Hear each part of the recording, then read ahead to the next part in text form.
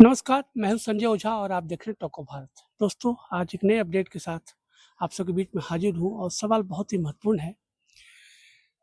INTUC D जो इंटक दलित दुबे गुट रहा है, अभी के जो लीडरशिप है वो केन त्रिपाठी साहब के हाथ में है। केन त्रिपाठी साहब कांग्रेस के एक बड़े नेता हैं, पूर्व मंत्री भी रहे हैं।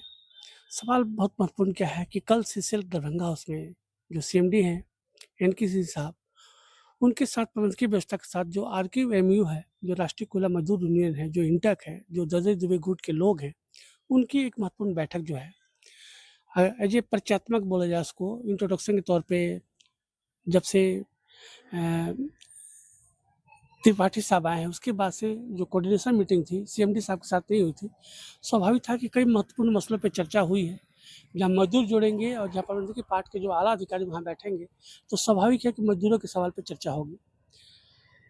हमारी कुछ लोगों से बातचीत हुई है, उन्होंने बताया कि अस्पताल और एएमसी जो एनुअल मेंटेनेंस जो कॉन्ट्रैक्ट जो आजकल सीसीएल में बहुत तेज़ी के साथ हर एक एरिया में दिया जा रहा है, किया जा रहा है, इसके ऊपर कई तरह के सवाल उठे हैं।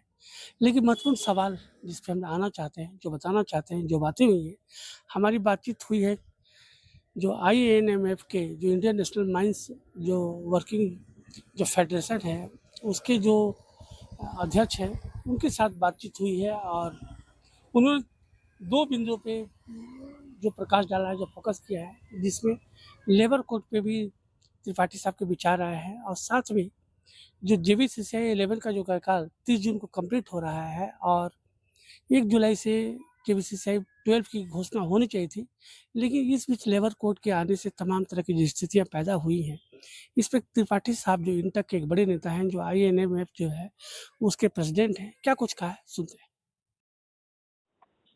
सर, कल आप लोगों ने मुलाकात की है सीसीएमडी के साथ में, क्या कुछ बातें हुई हैं सर?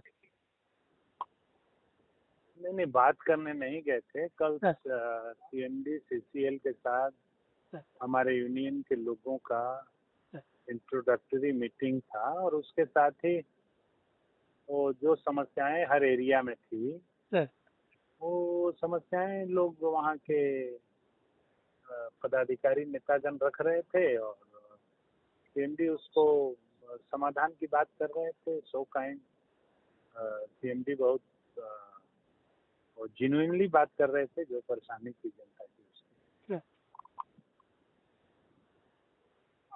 सर, अभी एक तो मसला आया है, कंपनी स्तर पे चीज़ों को देखना है कि सवाल क्या हो जा रहा है कि अभी जेबीसीसीआई 11 का कार्यकाल 30 जून को कंप्लीट हो रहा है। कौन सरकार? ये जेबीसीसीआई जो ज्वाइंट वेपराइट कमेटी है सर, उसका जो कार्यकाल है हाँ, 30 जून को कंप्लीट हो रहा है। ऐसे में सर जो कोयला कामगार हैं उनके बीच में संशय की स्थिति बनी हुई है कि 1 जुलाई से जेबीसीसीआई मामला 12। High court, Calcutta high court में लंबित है। सर, कलकत्ता हाई कोर्ट जून में ही कोई डेट दिया है और जून में ही डिसाइड करेगा।